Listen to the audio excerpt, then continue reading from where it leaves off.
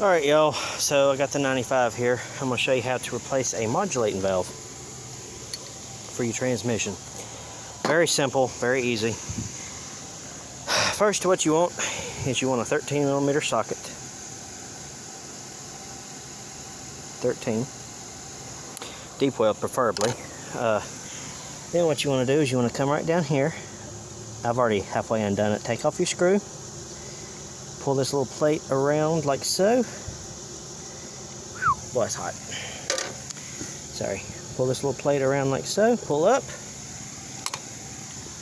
And then pull out. And there's your modulate valve. The only reason I'm redoing this one is because I think this one's weak. It don't have the pep and all like it used to have. So I'm taking one off just to see. I'm taking one off the 94 over there just to see if it does anything. If it makes a difference. So then what you want to do is you want to make sure this little spring goes down real tight and strong. Then what you want to do is you want to push it in, make sure you get no dirt in it, and push it in until it won't go in anymore. Well, plug's in the way right there. Push it in. Okay. Then take this plate. And you see it's got like a little curve to it. You want to put this side to the transmission. So we're going to leave it straight down like this. We're going to hook it on that little lip right down there. Well, right down there if you can see. And we're going to line it up with that hole. That's what we're going to do. Then we're going to take our stud here.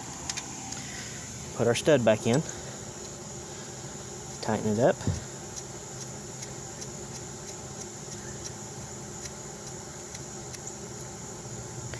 We're going to take our ratchet here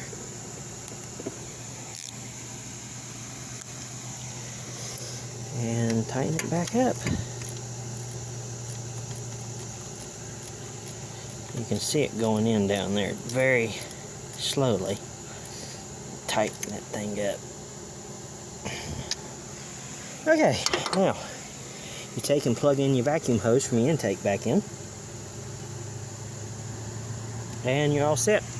Now the reason I'm replacing this, and sometimes you'll see it, sometimes you won't, but if this diaphragm is weak, and see that one's sort of weak. It's not as strong as that other one. You'll see white smoke coming out of the tailpipe because what it's doing is if this diaphragm's busted inside, it's sucking transmission fluid from this nipple, sucking it through your tube up to your intake right there. So, and usually you'll see the cause of transmission fluid. You'll see white smoke coming out the tailpipe. Sometimes it's antifreeze, sometimes it's modulating valve, because transmission fluid, when it goes through an engine, it smokes white like water, so it makes you think that you've blown a head gasket or you're sucking water somewhere. Anyway, but I've also noticed in this one that it's had long shifting patterns. I mean, just today, even especially today, I was driving it and it just was shifting really long. So we'll see how it does